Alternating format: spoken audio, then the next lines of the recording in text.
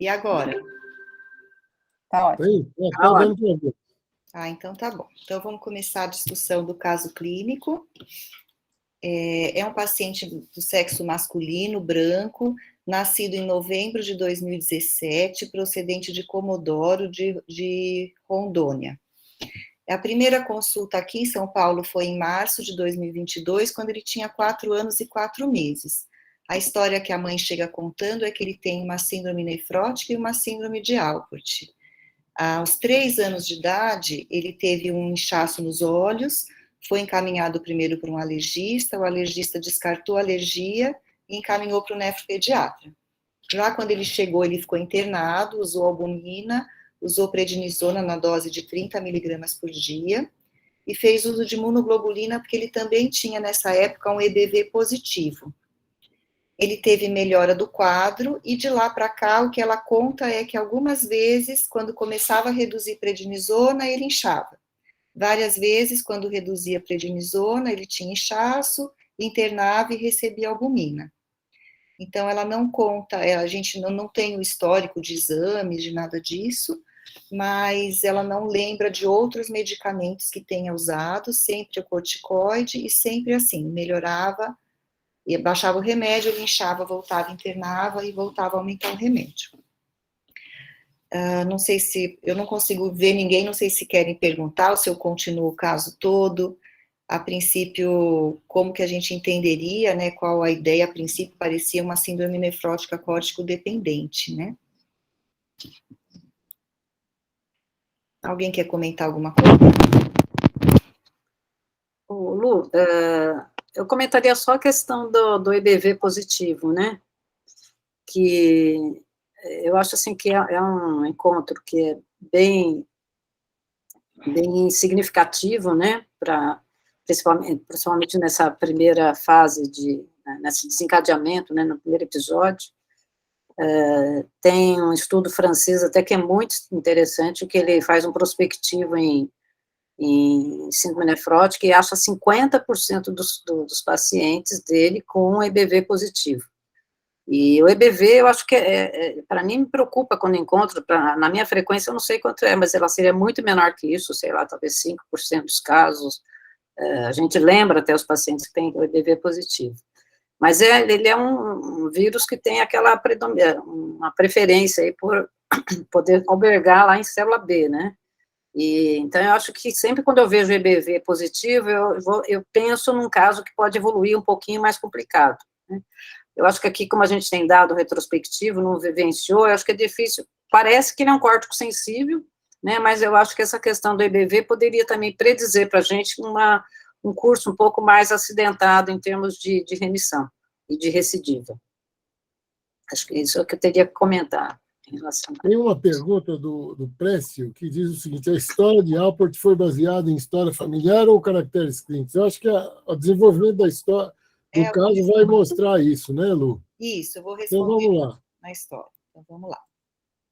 Bom, de antecedentes pessoais, foi uma criança que nasceu de termo, com peso de nascimento de 3.250. As únicas internações foram essas por edema, não teve nenhuma outra internação por outras causas. Vacinação em dia, desenvolvimento adequado, ele vinha com uma restrição de sal na dieta.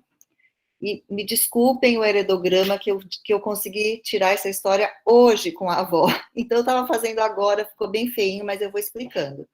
Então, é o seguinte, aqui está o nosso caso, o índice, que é o pacientinho com síndrome nefrótica. Vamos voltando lá atrás. Então, a bisavó tinha morrido em hemodiálise, e a bisavó teve esses filhos aqui, dessa geração, eram 5 meninas e 3 meninos.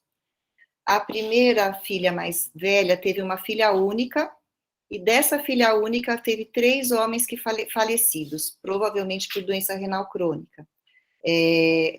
Todos esses homens falecidos foi numa idade de 15 a 18, 19 anos, a maioria adulto jovem. A segunda irmã teve bastante filhos, dos 4 homens, 3 morreram. Das mulheres, ela não soube dizer direitinho, mas das mulheres que não tinham doença, foram gerados 3 filhos com doença. Um transplantou e morreu, um está transplantado, e uma mulher que é transplantada. Bom, a avó da nossa criança, que é a nossa criança em questão, faz hemodiálise, ela está com 55 anos e ela está fazendo 3 anos de hemodiálise agora. Essa avó teve 3 filhos. O primeiro filho faleceu com 19 anos, com doença renal. A segunda filha, que é a mãe da nossa criança, não tem doença renal. E a outra filha dessa avó tem hematúria e ceratocone. Hematúria e ceratocone, mas não tem doença renal crônica no momento. Depois disso, a irmã mais nova, a irmã logo depois dela, teve vários filhos, 5 filhos homens falecidos. Um em hemodiálise, os outros não chegaram a fazer hemodiálise. Tem uma mulher que tem doença renal crônica, em conservador, e 2 irmãs normais. E depois tem uma parte da família, uma mulher que é casada, que tem 3 filhas sem doença, e 2 outros irmãos que não têm filhos. Então, tem esse histórico familiar aí bastante chamativo. Alguma pergunta aqui? Querem perguntar alguma coisa desse histórico familiar? A Roberta pergunta se tem história de surdez na família. Então, bom, me ajudou a lembrar.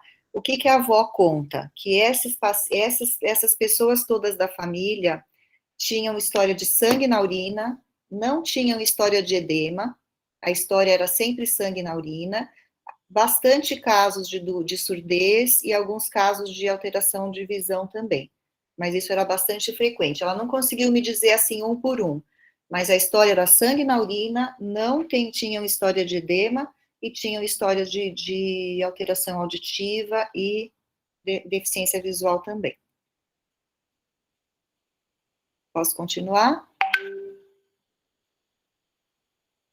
Sim, vamos lá. Vamos lá.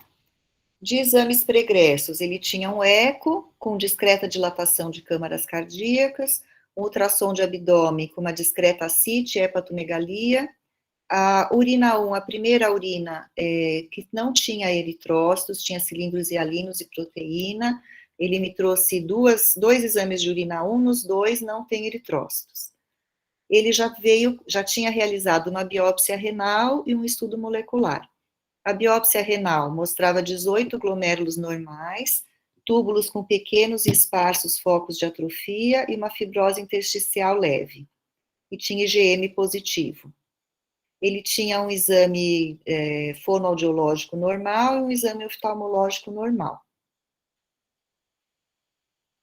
Ele trouxe um exoma, que foi feito aqui em São Paulo. Ele tinha uma mutação no COL4A3 em heterozigose, era uma variante de significado incerto. Eu só coloquei aqui se a gente precisar ler mais para frente, mas o laudo dizia que essa mutação poderia ser causadora de doença tanto em homozigose quanto em heterozigose, ser causador de proteinúria, hematúria, e sugeria um aconselhamento genético. Depois desse resultado, desse laudo de exoma, a conduta foi suspender prednisona, ele iniciou captopril e indometacina, teve uma piora clínica, voltou a ficar inchado, e aí ele foi internado em março de 2022, tinha um quadro infeccioso associado ao quadro, ele chegou aí na internação a pesar uns 17 quilos, e aí a equipe que recebeu essa criança internada reintroduziu prednisona. Durante a internação, tratou a infecção, reintroduziu prednisona. Ele chegou a ter uma resposta, porque ele teve alta, ele entrou com 17, saiu com 13,7 kg, e aí a mãe trouxe ele para São Paulo. Então, ele chegou aqui em São Paulo logo após essa internação em que tinha sido reintroduzido prednisona. Chegou aqui em São Paulo usando prednisona numa dose bem alta, 40 miligramas, 3 miligramas quilo dia, enalapril também numa dose alta, 5 miligramas 2 vezes ao dia, vitamina D, ômega 3 e hidrocortiazida. Ele saiu, então, com 13,7 kg, dia 23/2, chegou aqui já com 14,700, medindo 92 centímetros, com pressão 80 por 50, Cushing, não dava para avaliar muito a questão do Cushing por causa do edema que ele tinha, trazia uma P/C da alta de 13,5 e uma albumina de 1,8. E ele já estava no exame físico já com bastante edema, bipalpebral, abdominal, de membros inferiores, já tinha um edema importante. Então, nesse momento... Lu, só uma coisa. Oi. Tem duas coisas que eles perguntam. Tem uma pessoa aqui, da Denise Carriconde, dizendo que os slides não estão passando e o áudio está ruim. Tem mais alguém sofrendo com isso? Porque a Luciana... Não, para mim está perfeito. Tá. Aqui também. Está na tela grande. Eu acho que é a Denise que está com a recepção ruim lá, porque está todo mundo falando que está tudo certo, né? Luciano, só oculta essa barra aí embaixo, e é o que está atrapalhando. A barra atrapalha, sim. Se eu clicar no ocultar, uma vez eu fiz isso, deu muito errado. Empurra ela para um outro lugar, para um cantinho. Não. Põe ela para baixo. Põe ela num cantinho aí. Isso. Mas é para isso que escreve esse ocultar aí, ué. Não, mas se a gente clicar no ocultar, apaga tudo. Eu já tentei uma vez. Mas se você ocultar e depois clicar no PowerPoint de novo, ela volta, tá? A apresentação volta. Mas agora tá bom, né? Tá bom, tá bom. Eu tenho uma pergunta para te fazer. Eu tô lendo agora um artigo que fala o seguinte, que a síndrome nefrótica de causa hereditária cursa com um edema menos intenso do que o edema da síndrome nefrótica sem causa hereditária. O edema dessa criança era muito intenso? Era um edema intenso. Era uma nasária. Ascite, tem foto com bem, era quase uma nasarca. Bastante edemaciado mesmo. Beleza, tá bom. É porque esse conceito que eu estou lendo hoje é para a reunião de amanhã do Biomal aqui na Escola Paulista. Eu nunca tinha visto ele dizendo que a intensidade do edema, depois, na hora da discussão, se alguém tiver alguma ideia sobre isso, me retorna que a intensidade do edema seria menor nos casos com base hereditária. É um artigo japonês que é bem recente sobre síndrome nefrótica em crianças. Vamos para frente. Então, nessa consulta, eu pedi uns exames recentes, ajustei a dose do prednisona para 30 miligramas por dia, pedi alguns dias para eu estudar essa variante, para depois rever o caso, né? E eu acho que a gente tem a evolução do caso, mas eu acho que a gente tinha pensado em parar um pouquinho aqui para pensar sobre deixar aberto para dúvidas e para possíveis diagnósticos dessa criança. Quer que eu pare de projetar ou... Não, deixa assim, o pessoal que quiser falar, vai falando, pode abrir o microfone e falar, gente. Os nossos discutidores, Vera, Andréia, e todo esse grupo grande, nós estamos com 50 e tantos, 56 pessoas na sala. Se alguém tiver alguma dúvida da história, do caso, também dá para completar aqui, né? Bom, silêncio quer dizer que ninguém está com dúvida. Paula, então, peraí, eu vou tirar uma dúvida aqui. Eu acho que uma questão que me chamou a atenção na história da Lu foi a indicação da biópsia, né? E a gente pensa assim, esse paciente, qual que seria a indicação da biópsia dentro do contexto do caso dele, né? Eu acho que realmente ficou muito bem. A Lu já tinha diagnóstico quando chegou. O paciente falou que era síndrome nefrótica, mas síndrome de Alport. Então, mas, enfim, eu acho que tinha um antecedente familiar muito importante, eu acho assim que justificava realmente a questão da biópsia. Só que na hora que você olha o heredograma, não tem como a gente não pensar na síndrome de Alport mesmo, né? E aí eu fico pensando como que foi feita uma biópsia sem a microscopia eletrônica, né?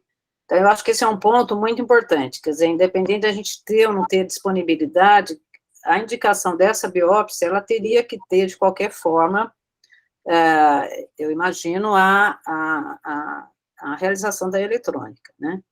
E eu acho que isso poderia encaminhar a biópsia para algum lugar, enfim, eu acho assim que fica muito difícil a gente imaginar como que aconteceu desse material não ter a pesquisa da eletrônica.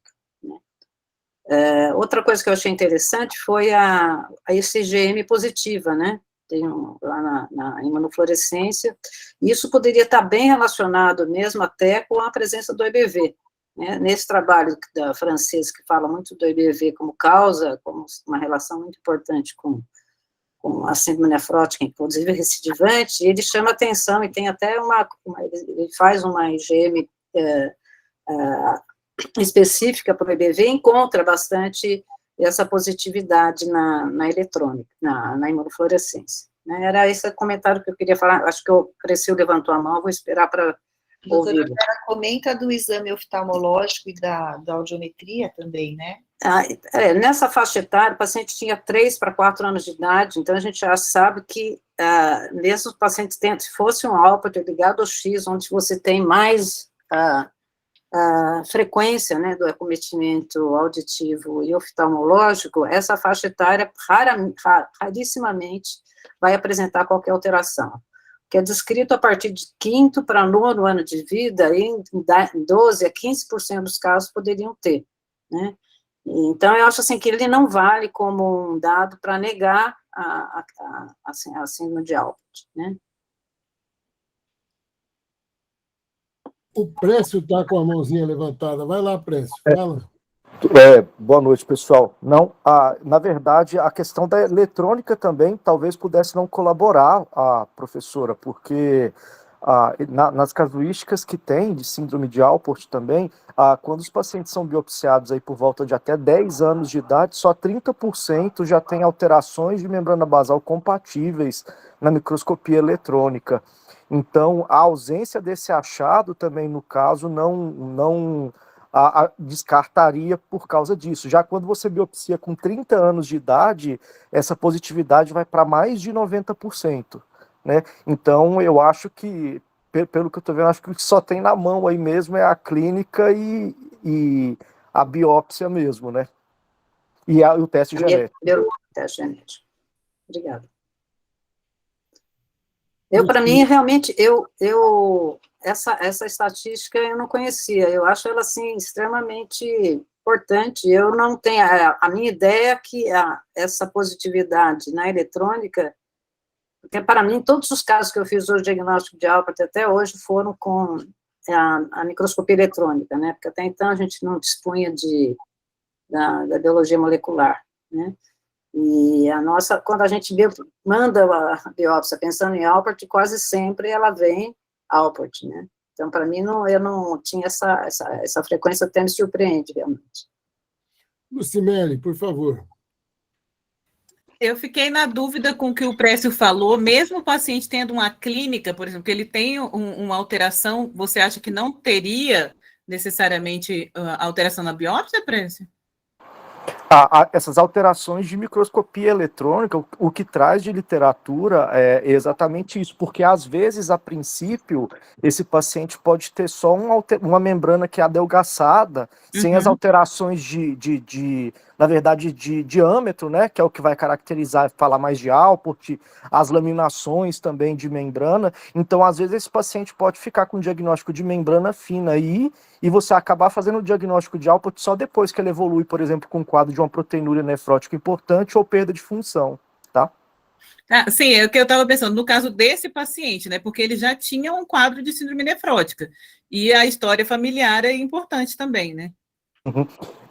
Desse paciente, na verdade, uma outra coisa que é muito interessante é que, né, não vi uma história tão marcante, né, pelo que descreveram dos outros acometimentos sistêmicos, né, auditivo e ocular, e lembrar que na verdade, a gente está naquela celeuma das doenças associadas ao colágeno 4, né, que na verdade vai entrar dentro de um grande espectro, né. Por exemplo, eu tenho um paciente em consultório, que obviamente é adulto, né, ele biopsiou com quase 40 anos de idade, ele tem uma mutação positiva em colágeno 4 também. Na microscopia eletrônica é só uma membrana fina e ele está piorando função. E aí? O que é isso, entendeu? Não condiz com nenhum tipo dessas doenças específicas. Então, eu acho que a gente está entrando dentro de uma seara bem diferente aí no que se diz a colágeno 4, viu? Obrigada. Lá na França, eles usavam o termo de basalopatia, né? Doenças da membrana basal, que botava a membrana basal fina como sendo um estágio pré-Alport, né? Que com o tempo você faria o diagnóstico com espessamento da membrana basal, né? É um aspecto ainda que tem muita novidade para vir, né? Olha, tem uma classificação de 2018, né? Que ele pede para não se utilizar mais o termo de membrana fina, né? porque ele dava uma ideia falsamente assim, benigna da doença. Uhum. Né? Então, dentro do que o Précio colocou, eu acho que se você encontrasse, dentro de qualquer caso que hoje que você encontre, uma membrana afilada, ou com alguma característica que possa lembrar uma alteração do que se chamava antigamente de membrana fina, a gente vai chamar de síndrome de Alport, né? Então, a síndrome de Alport hoje, ela abarca tanto as lesões associadas com a D-alfa-5, como a alfa-3 e alfa-4, né? Então, hoje, o termo membrana fina sai e fica só a síndrome de Alport mesmo. Então, nesse momento que eu posso continuar? Eu queria só falar uma coisa, porque eu isso... vocês, eu estou Rapidinho. É porque isso que o Précio falou é muito importante, porque tem uma paciente que eu acompanho, que é irmã de um paciente nosso transplantado. Ele chegou para a gente encaminhado como se fosse uma glomerulonefrite streptocócica, mas não era. E aí, ele, na época, eu acho que chegou até a fazer uma biópsia do rim nativo, mas a gente não conseguiu encontrar. Esse menino transplantou.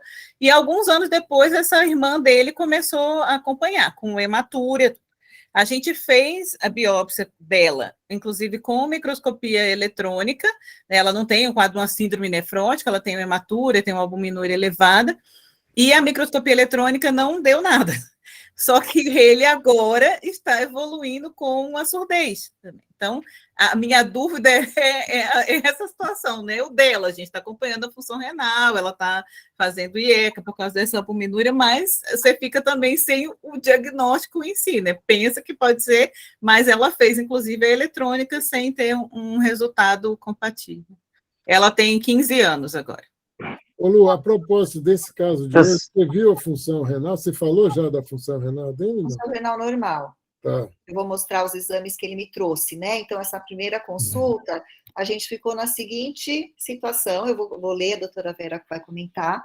A gente tinha algumas coisas falando a favor de uma síndrome nefrótica idiopática, então, a idade de acometimento, a resposta que ele teve, então, ele começou com 3 anos a síndrome nefrótica, a resposta à corticoterapia que ele teve inicialmente, mesmo que com uma certa dependência, a infecção desencadeante com EBV positivo, a ausência de hematúria no início do quadro. Ele tinha algumas coisas que falavam a favor de uma síndrome nefrótica idiopática. E ele tinha, por outro lado, uma história familiar importantíssima, né, de provavelmente um Alport ligado a X, na história... a ausência de hematúria falava contra, né, a questão. No sexo masculino, talvez ele já tivesse alguma manifestação clínica, e ele também não tinha ele não tinha envolvimento ocular e auditivo, mas que no momento a gente comentou que talvez pudesse não ter mesmo. Quer comentar um pouquinho, doutora Vera? Acho que nós já comentamos acho que quase todos esses dados, né? Para mim, realmente, eu acho assim que dentro do histórico dele, a gente pensaria num Alport, se fosse dentro da possibilidade do Alport, seria um Alport ligado ao X, né? E nesse caso, então, eu acho assim que é uma raridade incrível você não ter hematúria persistente, né? Ou pelo menos uma hematúria recorrente com bastante frequência.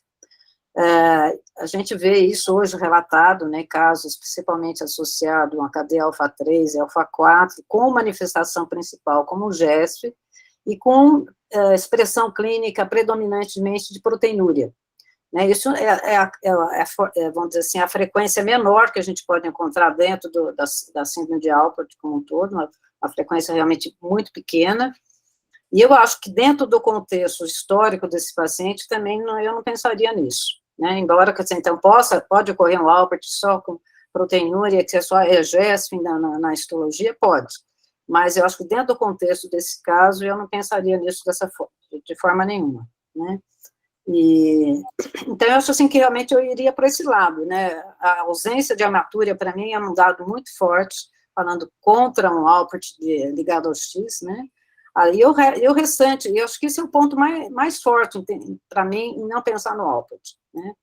E a falta de envolvimento, eu acho que ela é muito precoce, então isso não pesa para mim esse pró e esse contra, quer dizer, poderia pesar, mas eu acho que aqui ele tem pouca força, né? E E, sim, enfim, para mim, esse caso, olhando da forma que, mesmo que ele não tivesse a biópsia, nem que eu estranharia muito para pensar nele como sendo um Alport. Eu tentaria pensar, a priori, como uma síndrome nefrótica mesmo idiopática. Ô, Luciana, esse estudo genômico foi feito em algum outro membro dessa grande família? Foi, eu vou trazer o resultado. Tá bom. Bom, então ele veio, eu pedi então esses exames, fiquei com essa dúvida na minha cabeça, mantenho o corticoide, tiro e tudo mais, pedi para ele voltar na semana que vem. Só que aí ele me trouxe, na verdade não deu tempo dele voltar, ele internou nesse meio tempo, mas a mãe me trouxe então a pesquisa de variantes. Na mãe não tinha nenhuma mutação, no irmão mais novo nada, e o pai tinha exatamente a mesma mutação em heterozigose, no mesmo gênero, a mesma mutação que ele tinha em heterozigose. O pai, de antecedentes pessoais, não tinha doença renal na família, até falava que quando urinava ficava um pouquinho de espuma no vaso, mas a proteinúria, na urina 1, ele não me trouxe a P/C, mas função renal normal, com albumina de 4,4, proteinúria negativa.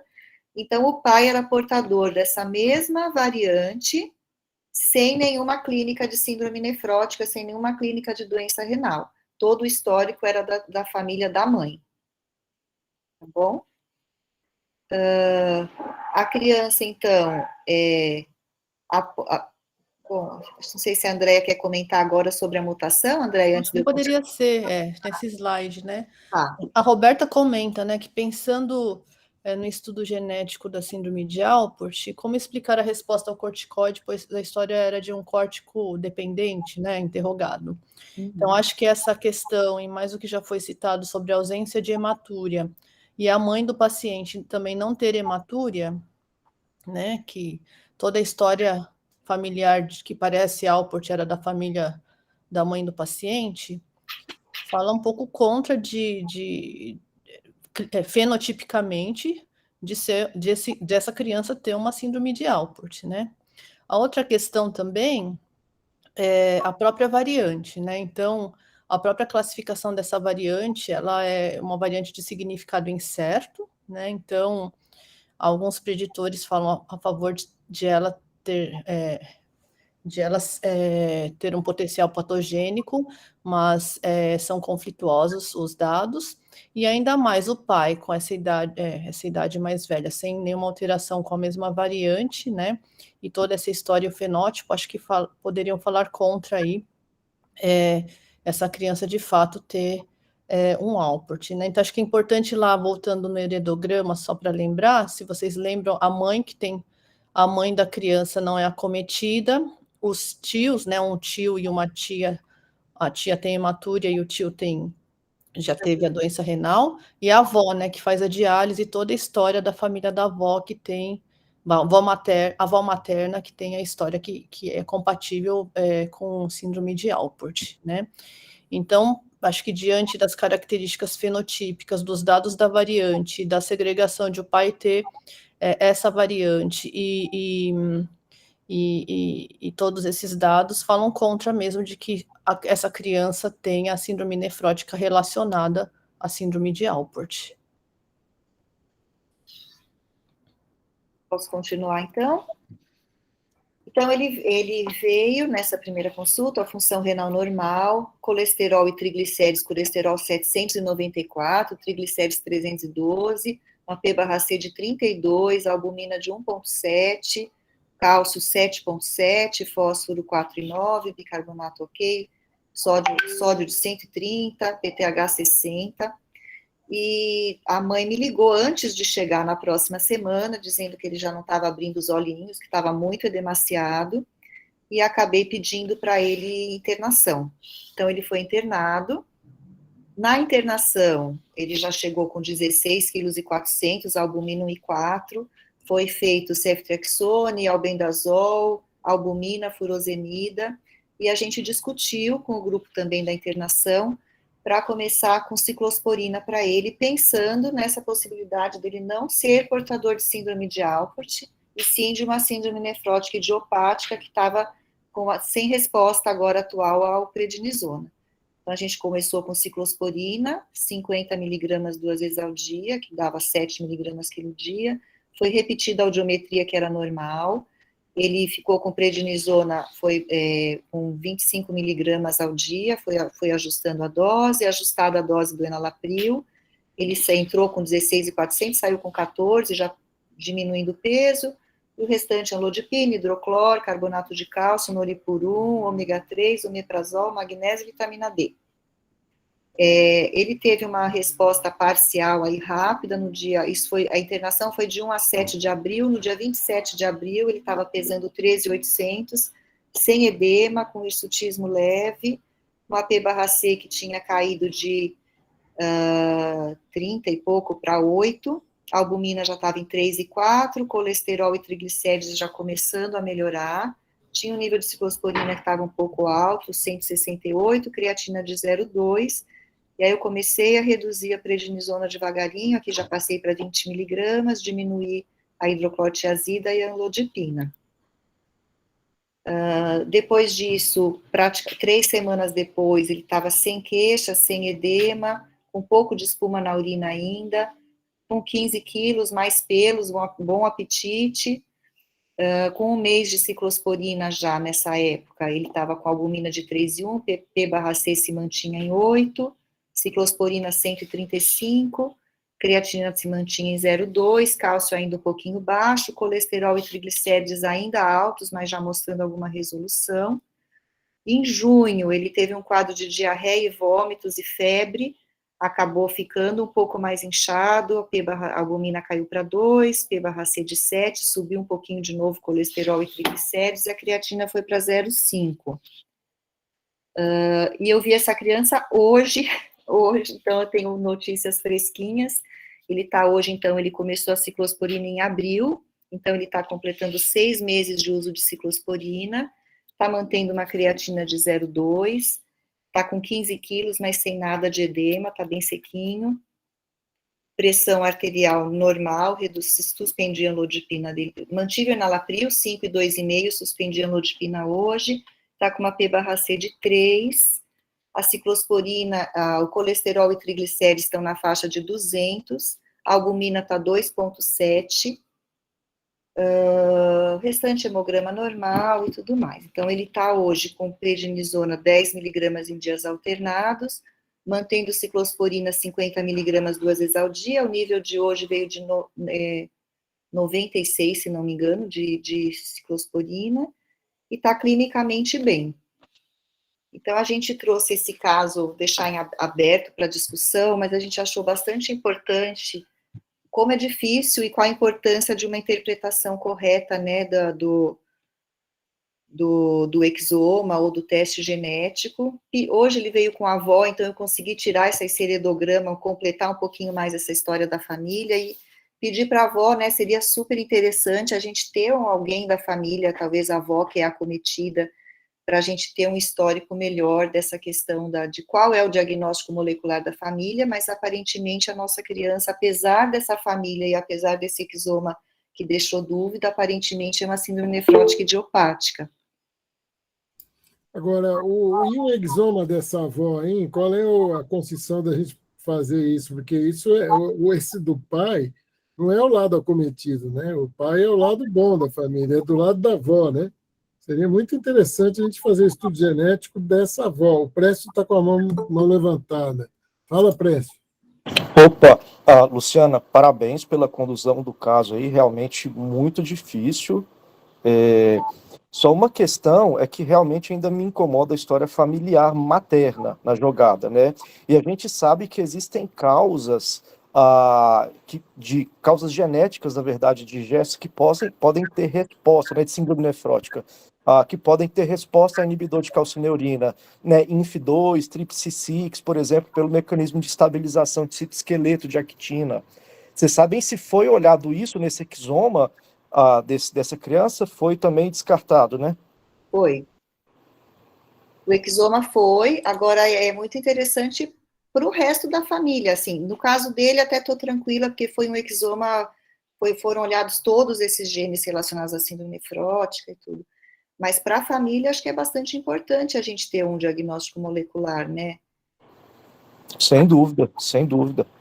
Essa avó, a gente teria que colher o sangue dela e fazer o estudo molecular dessa avó.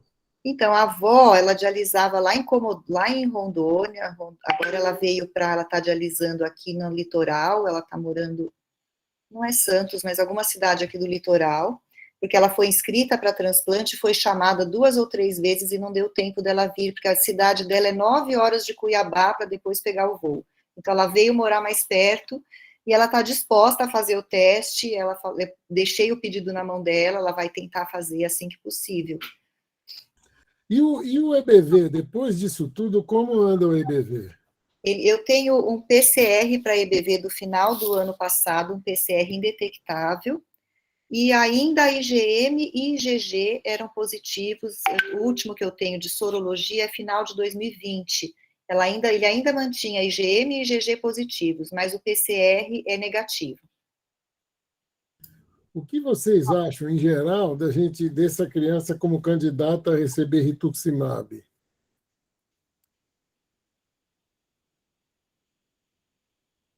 Andréia, Vera... Para mim, Paulo, eu acho que primeiro ela tem uma faixa etária muito pequena, né? Tem 4 para 5 anos de idade. Eu acho assim que eu teria no receio, a maior parte do uso do rituximab em faixa etária maior, né? E eu acho que ela está tendo uma resposta razoável, né? Eu acho que está dentro da classificação de uma resposta parcial ao inibidor de calcineurina. Então, isso autoriza a gente a esperar mais 6 meses para uma melhora dessa resposta, né? Eu estava conversando, quando vendo casos também, pensei na importância do EBV, e pensando no EBV, eu penso um pouco em células B, e eu acho que talvez mantivesse uma corticoterapia um pouquinho mais alta para esse paciente. Acho que está com uma dose 0,3 miligramas por quilo em dias alternados. Acho que é uma dose que ela poderia ser um pouco maior, talvez pensando realmente num pouco mais de bloqueio em célula B, né? Mas eu acho assim que a gente não, quando entra com a ciclosporina, eu acho que a gente tem que ter paciência, senão a gente vai queimar uma droga importantíssima em termos de responder ou não responder, né? Eu acho que a gente tem autorização para continuar usando dentro do que é esperado na resposta. E talvez um aumento, eu acho que eu teria sorologia para EBV. Se eles mantivessem ainda uma IgM positiva, eu tentaria aumentar um pouquinho a corticoterapia. E, assim, eu falei que falando de uma forma, assim, provocativa, eu acho até que, pensando nisso tudo, eu acho até que a opção de uma ciclofosfonida também caberia, nesse caso, ao invés do inibidor de calcineurina. Concordo muito, porque eu acho que esse caso, a gente olha como a gente não vivenciou o caso, acho que a Lu também não vivenciou, a gente não sentiu se ele era um córtico sensível daquele que responde rápido numa corticoterapia ou não. Eu acho que ele foi mais interpretado pelo histórico que vem como um caso difícil de tratar. E acho que dentro do difícil de tratar, a opção melhor realmente é o inibidor de calcineurina, né? Mas tendo essa ideia, assim, eu acho que não esqueço, mantenho atrás da orelha esse dado do EBV, e até uma possibilidade eu acho que também teria essa opção na hora que você mudou para uma segunda droga, tá? Mas eu acho que, por enquanto, ele está indo bem com a ciclosporina, e eu acho até que ele vai melhorar. Andréa? Só sobre o rituximab também, né? Assim, a gente sabe que as crianças de menor idade, elas vão ter mais complicações mesmo, né? Mais efeitos colaterais, mas não, nessa faixa etária de 4 anos não acho que seria uma contraindicação.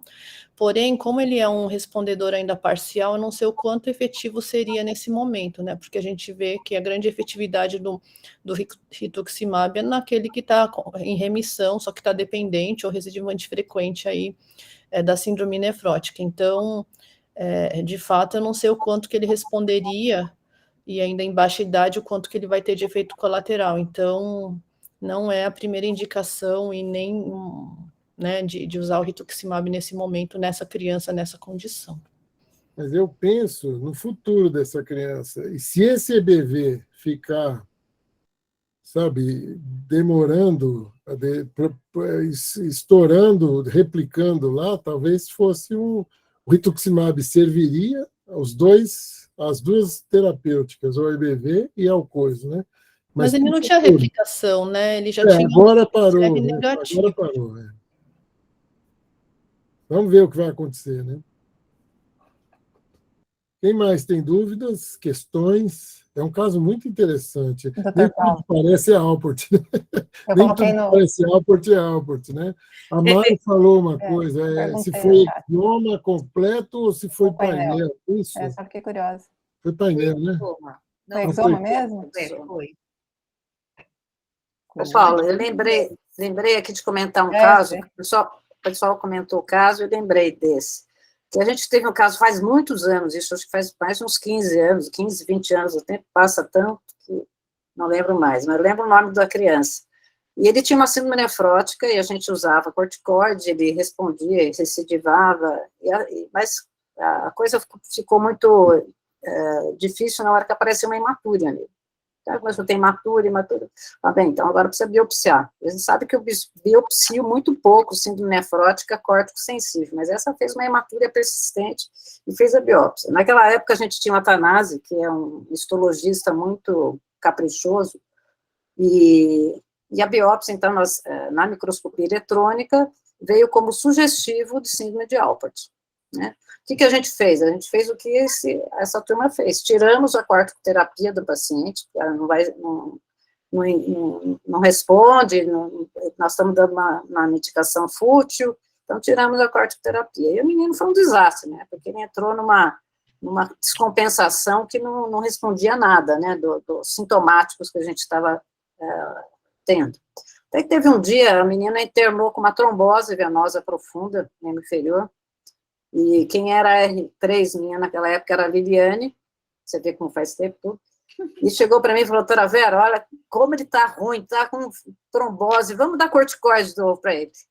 Ele estava com corticoide, ele estava muito melhor do que antes. Ah, bem, então vamos dar. E realmente o menino, a gente deu corticoide, ele evoluiu como um córtico sensível, né, teve uma evolução ótima, nem precisou usar nem inibidor de calcineurina, nem nada.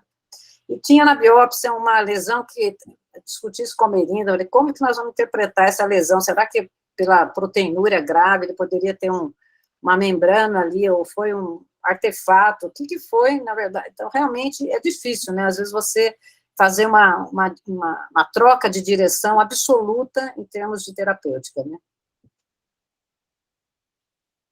Era só esse comentário do caso que eu achei interessante, me fez lembrar agora, esse caso fez essa lembrança.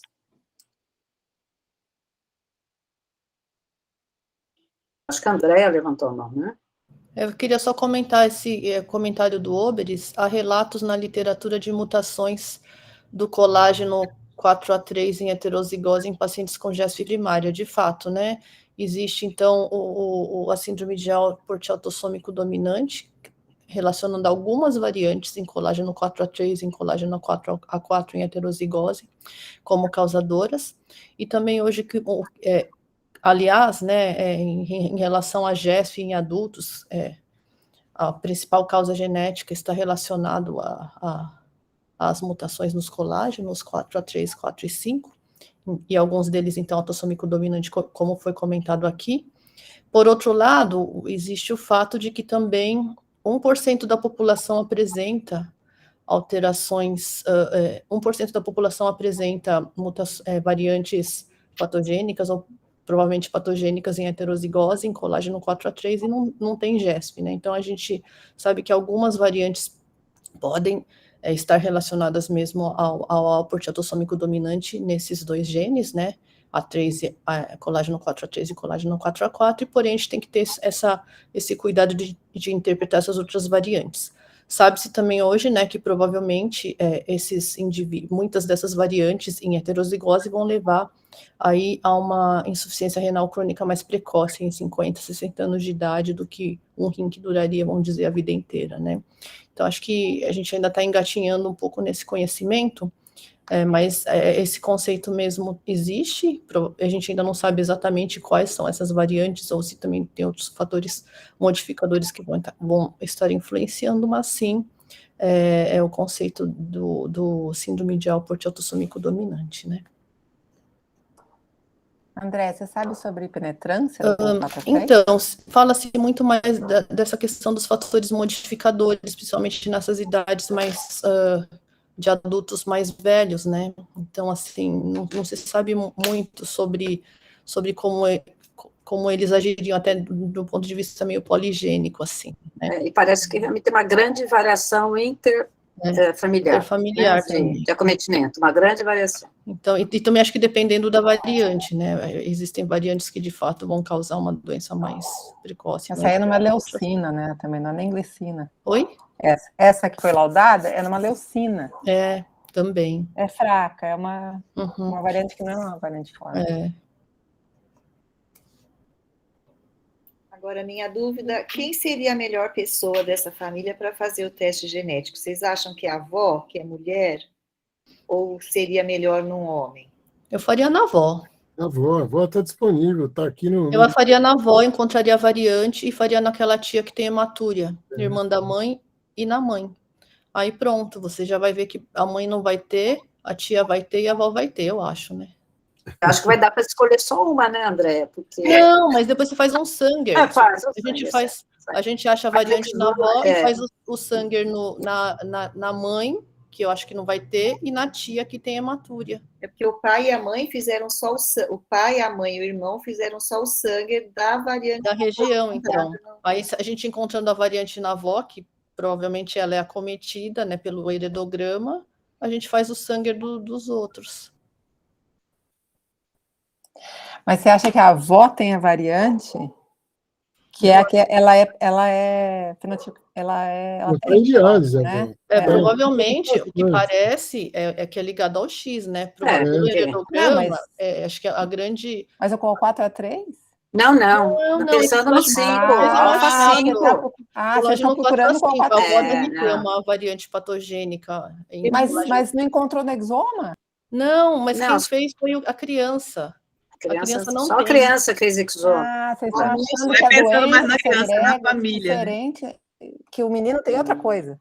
Estou um pouco perdida. O menino tem uma síndrome nefrótica. Quem fez exoma não tinha. Eu entendi. Vocês estão achando que quem... Nossa, que loucura. O menino nem tudo que parece Alport é Alport. A Luciana poderia falar a frase da avó, que para mim resume bem, assim, porque assim, ela contando hoje, eu falei com ela hoje, todos os homens da família tinham sangue na urina, tinham alteração auditiva e morriam na idade adulta jovem, 18, 2 que morreram no exército, 19. As mulheres são tudo mais tarde, né? E ele não, ele teve inchaço. Ela falou, não, ele é diferente. Nenhum teve inchaço, ele tem inchaço. Então, agora, assim, é muito, né? É muita loucura. A gente tem que falar que ele teve sorte por um lado, né? Que ele não trouxe a mãe, quer dizer, a mãe teve sorte, não trouxe a mutação, mas teve um certo azarzinho de pegar algumas coisas lá no HLA. Por isso. Especiais ali para a síndrome nefrótica. Sorte relativa. Bem, você recebe um resultado como esse e a pessoa tende a embrulhar e levar para casa, é um Alport, pronto, e vai embora, né? E fica por isso mesmo. Ele começou com indometacina e captopril e tirou o corticoide, né? A interpretação, e o laudo tendia a essa interpretação mesmo. Eu acho que eu aprendi muito com esse caso, eu acho que é bem interessante, é justamente isso que você falou, né, Paulo?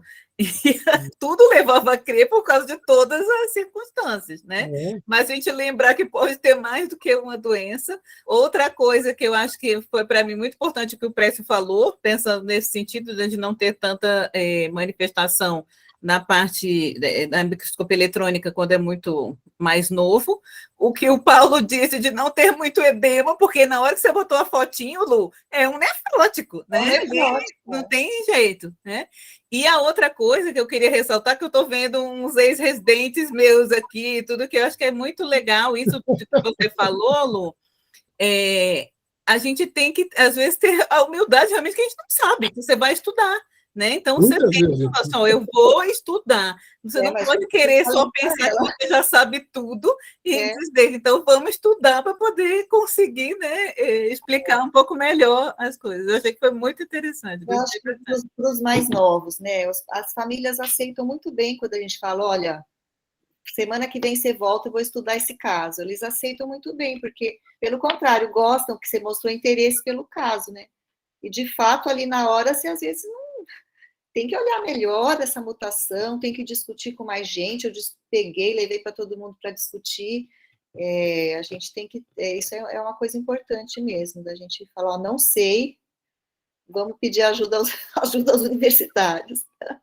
Mas agora, voltando a esse artigo que eu achei interessante, não sei se alguém leu, é um artigo do Japão que saiu agora no Kidney 360, nesse ano, em que ele estuda uma centena de pacientes, tentando correlacionar o estudo genético com aquela classificação de GESP, que bota hilar, TIP, lesion, aquela história toda, né? E ele consegue entender essa correlação com o edema foi muito menos pronunciado nos pacientes. 40 deles tinham, uma centena, cento e pouco, 40 tinham mutação e eles tinham um edema menos exuberante. Foi a primeira vez que eu vi isso na vida e eu achei interessante, quer dizer, seria um sinal clínico que pode dar uma boa dica, né? E se a lesão é perilar, concentrou mais os casos hereditários no tipo perilar, em detrimento dos outros. São 5 categorias daquela classificação de GESP, né? O tipo perilar é que tinha 80% tinha mutação associada. Então, ele sugere que, quando você faz uma biópsia, vê um GESP perilar, faça o estudo genético. É um negócio interessante, eu nunca tinha visto isso.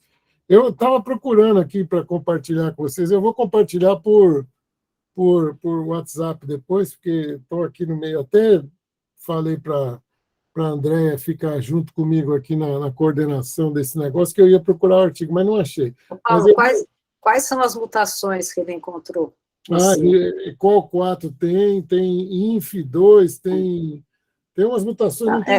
Você sabe que quando... Eu não quero dizer que temos tudo, né? Mas quando a gente fez o trabalho com a Mara, eram 100 nefróticos, né? E a gente encontrou foram quantos, Mara?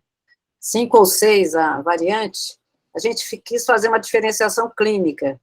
O que chamava atenção, por exemplo, esses 5 pacientes eram os que menos internaram. Eles internavam menos do que os pacientes que não tinham mutação. Isso, assim, na prática, eu pensaria assim, tirando os congênitos, né? Quando você fala, lógico, tira a síndrome nefrótica congênita, né? A hipominemia, eu acho, até, eu sempre procuro ver isso nos artigos, mas nunca a gente acha que tem diferença entre hipominemia do quem tem mutação de variantes, né? De quem não tem. Com certeza, se eu está dentro das minhas listas aqui, eu tentar pegar hoje um número que eu tenho maior e fazer essa comparação, porque eu acho que realmente quem está em variante tem menos hipominemia, até porque perde função mais cedo, tem menos complicação do estado nefrótico, né? Então tem é o lado bom, né, comparado com quem não tem a mutação. Mas eu acho interessante o artigo, vou querer ler, mas, assim, para mim, entra dentro da ideia, eu acho que quem vê bastante o nefrótico, você vê que não tem nada pior do que uma lesão mínima em termos de hipominemia, né? Então, nada se compara. Tirando o congênito, os outros casos de síndrome nefrótica monogênica são bem melhores, eu acho. Pessoal, boa noite. Paulo, eu queria comentar que a minha tese de doutorado foram 127 pacientes com GESP. Nós analisamos TIP lesion e lesão perilar. Naquela época não fizemos estudo genético, mas os pacientes que tinham lesão perilar tiveram uma pior evolução, sem dúvida, comparado com o TIP lesion, né? Não sei se o estudo genético ali poderia sinalizar alguma coisa. E só agregar também, eu tenho hoje um paciente, quer dizer, tinha transplantado, ele hoje é aluno de medicina, está no 4º ano, um Alpert, filho até de colegas. E ele fez a eletrônica inicialmente, e a eletrônica não tinha nada de Alpert inicialmente, realmente é verdade. Então, a biópsia inicial, a eletrônica, pode falhar, né? Mas tinha membrana Agora fina? seja racional pedir. Oi? Tinha membrana fina? Não, Tá. não tinha. Porque o meu pai, ele era um corintiano fanático, ele dizia, corintiano hoje, delinquente amanhã. Aí eu digo o seguinte, membrana fina hoje, Alport amanhã, entendeu? fazendo uma analogia aí, mal comparando. A Mara está perguntando se é um artigo que ela botou aqui, Unusual Kidney Lesion Presenting with Facial Edema, Hematose. Não, não é esse, não. É um artigo japonês do Kidney KI 360. Eu vou passar para vocês depois naquela comunicação que eu mando para vocês o artigo que está na minha Palm. Palm não, como é que chama aquele laptop? Como é que é o nome daquilo?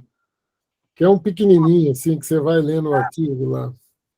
Tablet. Tablet, muito obrigado. Está no meu tablet. Eu passo para vocês. Eu estou no tempo da Palm ainda, que tinha Palm. Que mais, hein? Tem mais alguma dúvida, alguma questão? Só assim a Tamara. Desculpa, eu comprei um Palm por tua causa, Paulo. Eu gostava muito do Palm. Sabe quem me influenciou? Foi o Robert Ettinger, que veio e falou para mim que era a melhor coisa do mundo, era Palm. Eu comprei um Palm por causa dele. E eu vendi para você a ideia. E foi útil durante algum tempo, né? Que mais, hein, gente? A Luciana está respondendo a Tamara, que não teve pulso-terapia. Foi só corticoterapia, o que mais que tem aqui? A Vanessa estava dizendo que tem um paciente com quadro cinefrótico, biópsia padrão de lesão mínima, imunofluorescência positiva para IgM, padrão granular, depois em membrana basal. Córtico sensível inicial, porém, após tratamento de CMV, ficou córtico resistente. Esses caras que são córtico sensível e viram córtico resistente é um mau presságio para nós que vamos transplantar eles. Nós esperamos que eles tenham um fator circulante que vão recidivar após o transplante, né? É uma informação, Vanessa, que ela carrega consigo um prognóstico de eventual recidiva após transplante, né? E provavelmente você não vai encontrar nenhuma variante patogênica associada nos genes associados à síndrome nefrótica. Exatamente. Bom, se ninguém mais quer falar nada, são 8h30 já, foi ótimo esse caso, bastante discussão, muito boa. Obrigado, Lu, obrigado, André e Vera, muito bom o caso. Obrigado a toda a audiência, né? E eu reforço que nós estamos visitando os hospitais na pesquisa epidemiológica. Por favor, recebam bem as nossas pesquisadoras, que elas estão muito motivadas, coletando os dados, e já foram em 5 hospitais, o negócio está indo bem. Eu já vi a planilha parcial dos casos, nós estamos montando uma planilha, e eu convido a todos que é a hora agora da gente começar a pensar na nossa coorte nacional de síndrome nefrótica prospectiva. Então, quem tiver interesse, já fala para as pesquisadoras lá, olha, nós queremos entrar na coorte, que vai ser o nosso próximo passo, tá bom, gente? Paulo, e lembrar, quem quiser trazer casos para discussão, a Roberta, acho que tinha trazido um. A Roberta já está com um que ele está lá na pilha. Eu estou só esperando. Eu quero esperar a aula da Vera, que seria de intercorrências na síndrome nefrótica. Pode ser essa para novembro, né, Vera? A próxima seria da recidiva da síndrome nefrótica pós-transplante. Não, vamos trazer para frente as intercorrências de síndrome nefrótica e depois deixar pós-transplante para o ano que vem? Eu vou vamos fazer que nem a Lu falou. Podemos pensar?